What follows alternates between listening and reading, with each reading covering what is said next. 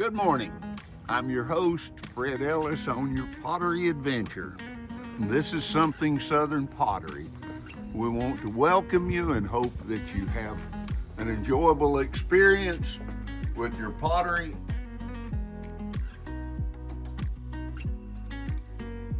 There's Jalen busy at her wheel making pots.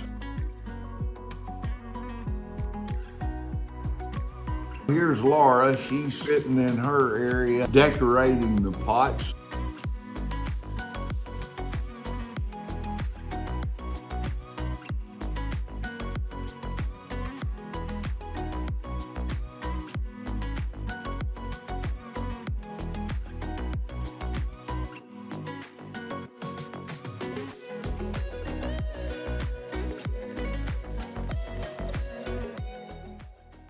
Good morning and welcome back to Something Southern. I hope you're joining us again. If not, if this is your first time, welcome to Something Southern Pottery and Adventures in Pottery Making. This morning we're going to be making some bowls and talking about how they're made and the way we make pottery here in Something Southern. Remember, it's Fred's way here. It's not the right way or the wrong way, so keep that in mind. If you have any questions, you can contact us through our website, the number given. And if you get a chance, be sure and click the like button. And we'd love for you to subscribe and follow us. We have several videos out now. And we hope you can enjoy them and that maybe you can learn something. If that's what you're into and want to know more about pottery, that's what we do here. But first of all,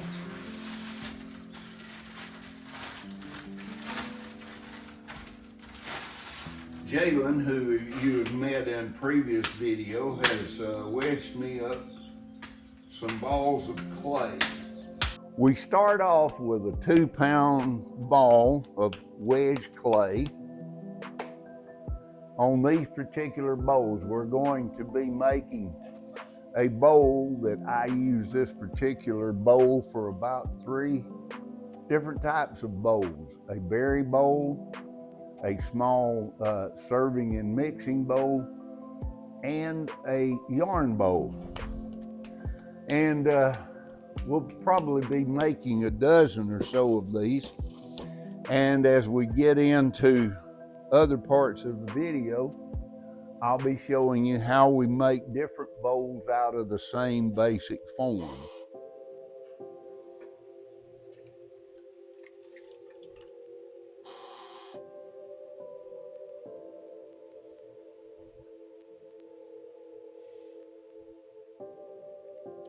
So, Laura and I just got back from a little 3-day takeoff up in a place called Townsend, Tennessee, that's just outside of the Great Smoky Mountains, one of our favorite areas. It's a 30-minute drive to Gatlinburg or Pigeon Forge, but we're on what they call the quiet side of the mountain.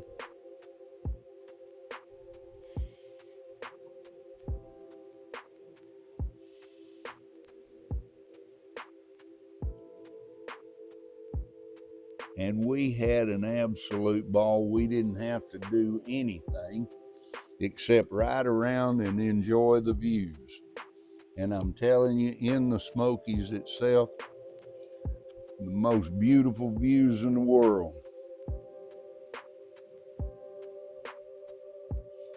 All right, first thing you do is center that 2-pound ball.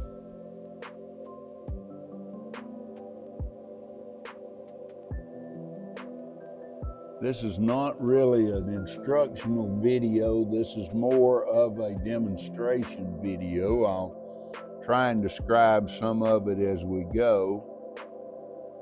But you center it, open it, start raising the walls.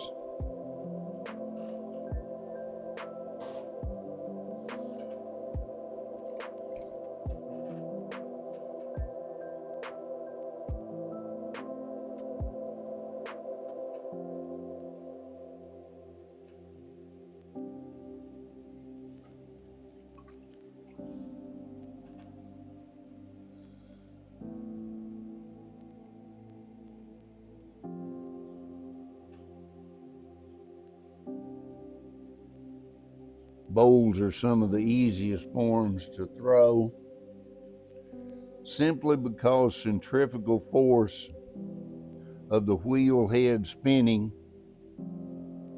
helps it go out and make its natural form.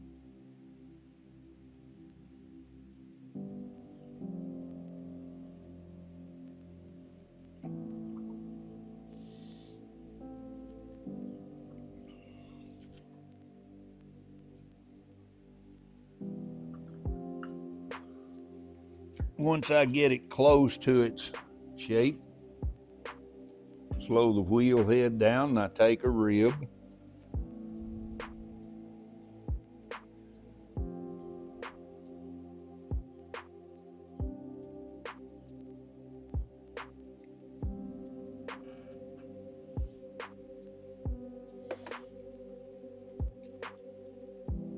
And about the only difference I make in throwing these bowls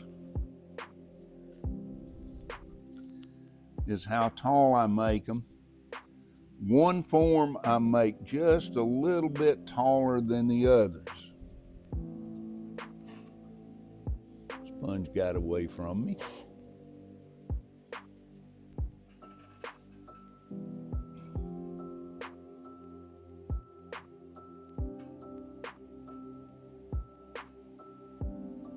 Final shape and pull right here.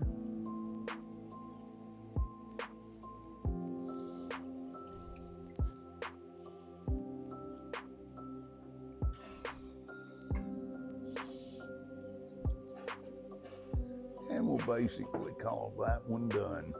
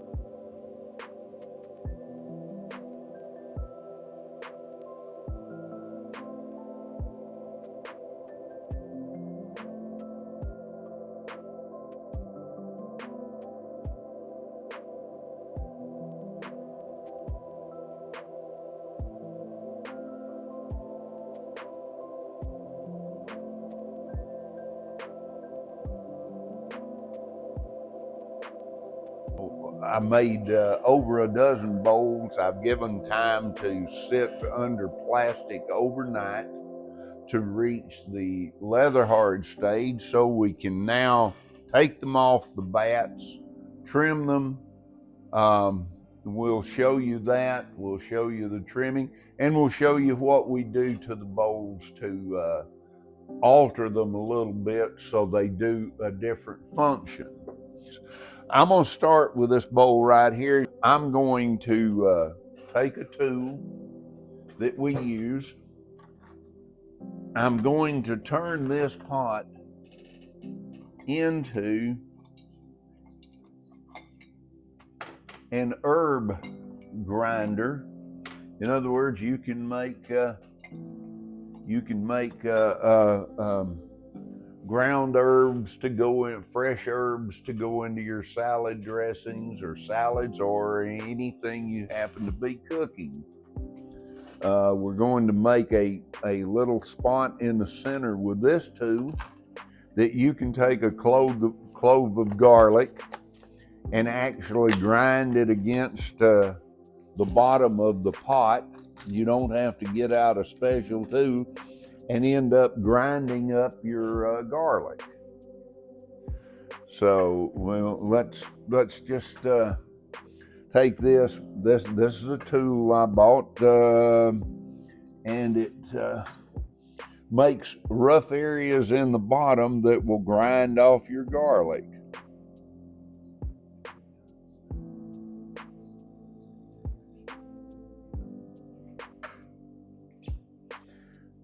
That's all that part takes, is just to grind it up. Have a little WD-40 in here. It's a good release.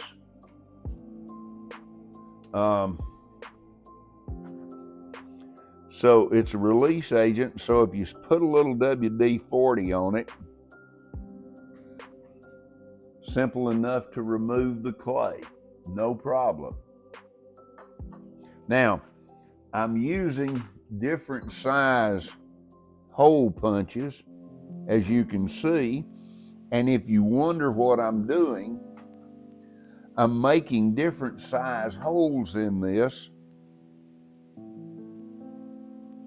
So if you go to the garden and pick fresh herbs, or you buy fresh herbs at your market,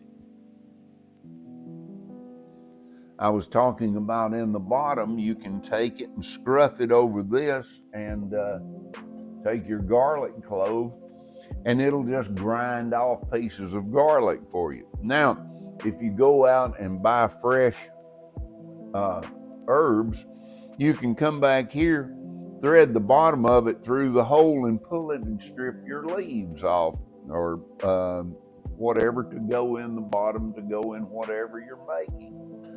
So I've made the holes, I've made the bottom. I'm now going to take my sponge a little bit and clean this up. Another thing we do is we try at every stage to clean up and just do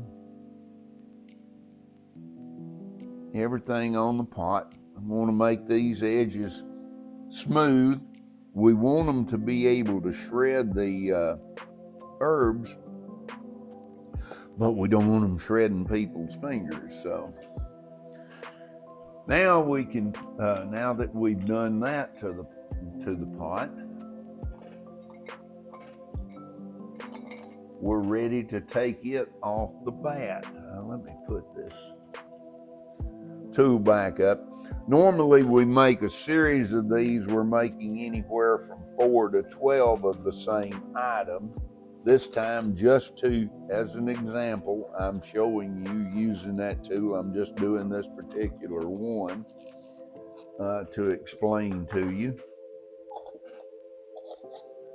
So now what we're going to do is take this pot off the bat.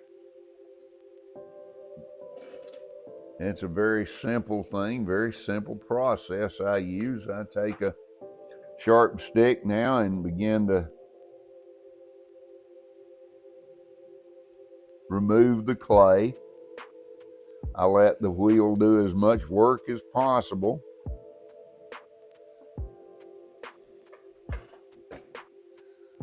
Get the clay off of there. Take one of my trimming tools.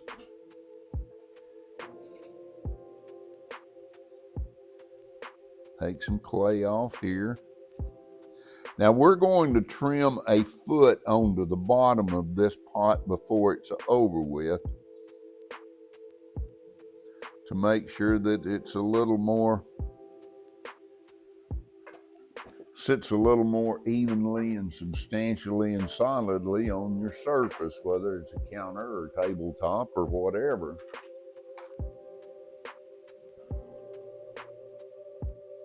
I make a little undercut now on the pot. At the base, take my fettling knife and just run it in that. And the minute there's movement of the pot, it's ready to come off the bat. Now what we'll do is just set this aside. I'll get me a wear board for now. Put this pot on it, set it aside until I'm ready to trim the bottom.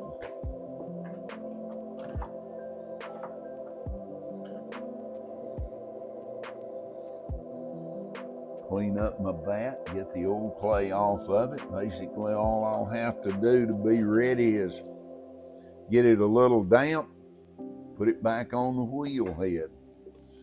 Set it aside, I'm ready to go to the next pot. This is a small bowl I made. This was just a 1 pound bowl. Oh, to tell you though, these are made out of 2 pounds of B mix.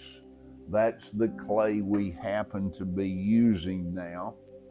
I switched to that because we wanted the black and white look. We'll show you that on the end when these pots are finished after Laura decorates them, and we fired them a couple of times. These pots they'll be fired 2 times between now and their finished stage.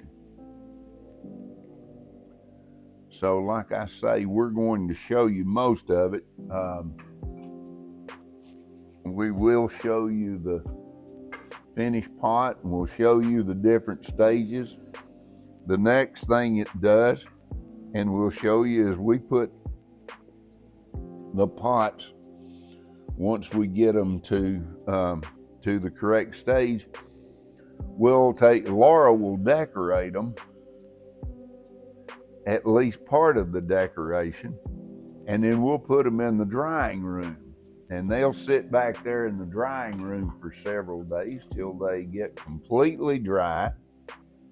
We don't put a damp pot in a kiln and fire it up to 2,000 degrees because it'll blow up on us. So we put it back in the drying room after it's got some of the decoration on it. And it will go from totally dry up to 1,850 degrees. And that's what we call, then we'll remove it from the kiln. That's what we call bisque wear. It's bisque fired then. It is made then to where it is a new element. It's no longer just clay, which right now, if you drop this back into a vat of water, it will go back, it will separate, it will crumble, it will mix into the water and just become soft clay again.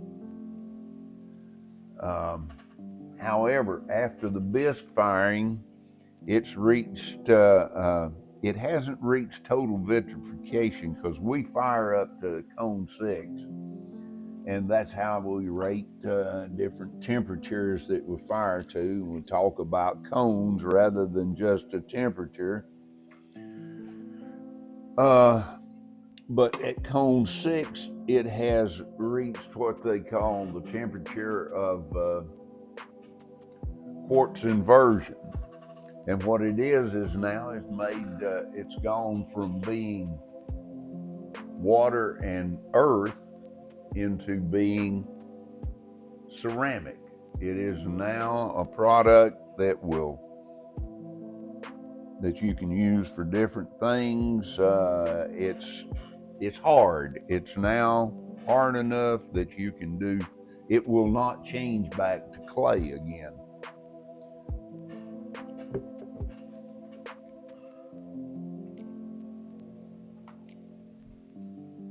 Okay, this one is going to be just a small batter bowl. That one we're going to make, like I say, the herb mixer. This one will be a batter bowl. Basically, it looks the same, except that one has those holes punched in it now. This one will just be solid. It will not have the garlic grinder in the bottom. Will not have the holes in the side for processing the herbs. This will just be a small mixing bowl. If someone wishes to mix up a small amount of anything from batter, like make two people want to mix up enough batter to make hot cakes or waffles or something like that, rather than a large amount. This is what they would use, or what we make for them to use to do that.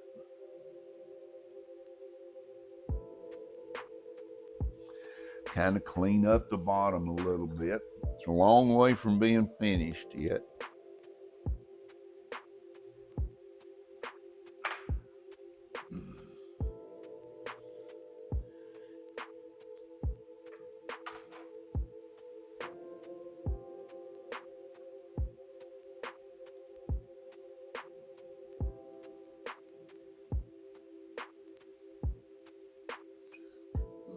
Set it aside. The next thing we're going to do to these, after we get them off the bats,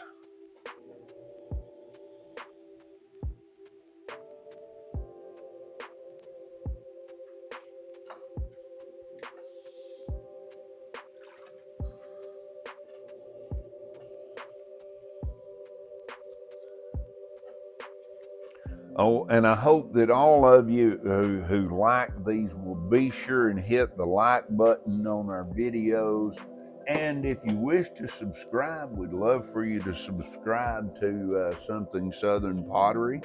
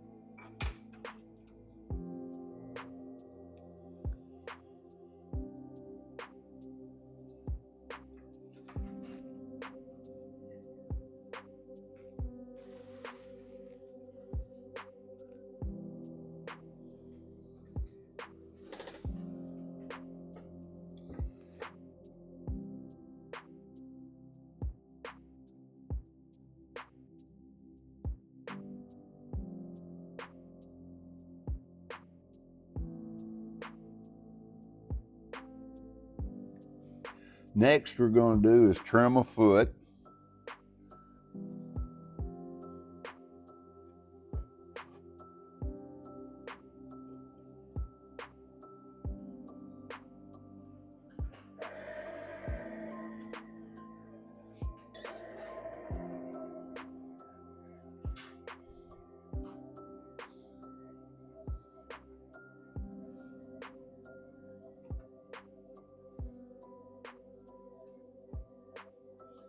Just getting rid of excess clay and getting the profile to look like we want it to.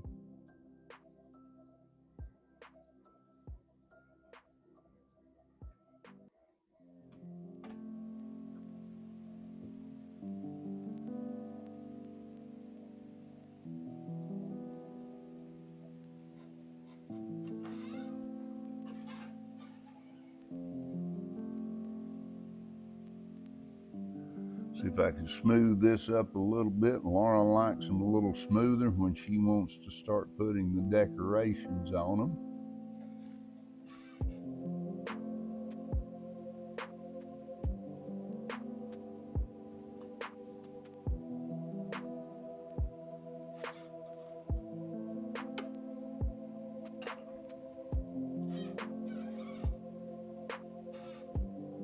As you notice, I trimmed this foot with a little bit of an angle on it, as you can see, and there's a reason for that.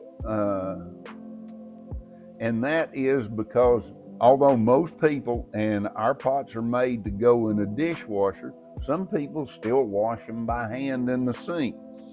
And if you've ever had soapy, slick fingers, this makes it a lot easier to grip when they're wet and your fingers are everywhere and sliding, got soap all over them. So we make them so they'll be a little easier to grip and use the pot.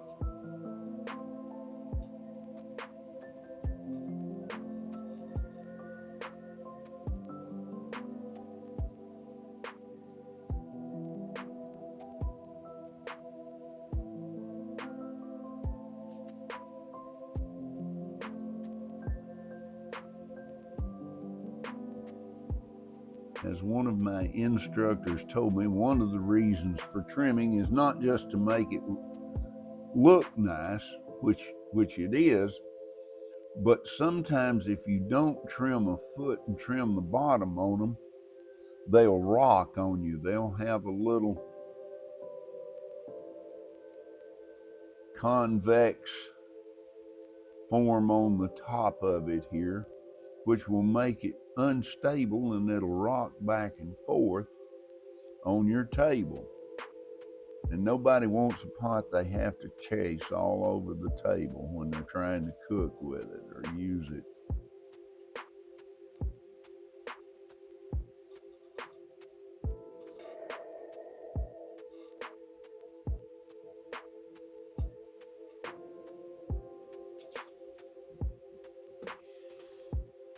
All right, now we'll put our marks on it.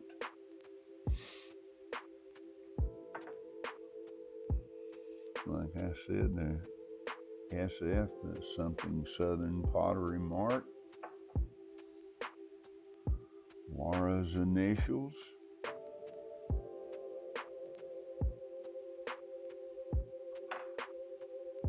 Mine.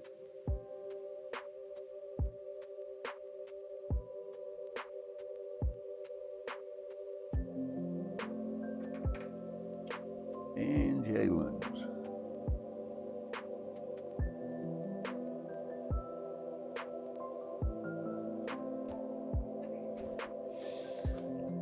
All right. Now we're gonna turn this one into a berry bowl, and the only difference between it and just a regular serving bowl is some little holes I punch in it and some marks. I do it while it's still on the wheel here because I'm using these marks as my location. I'm going to form little area on this to be a cutout. And the reason is, after you get your berries, you can wash them,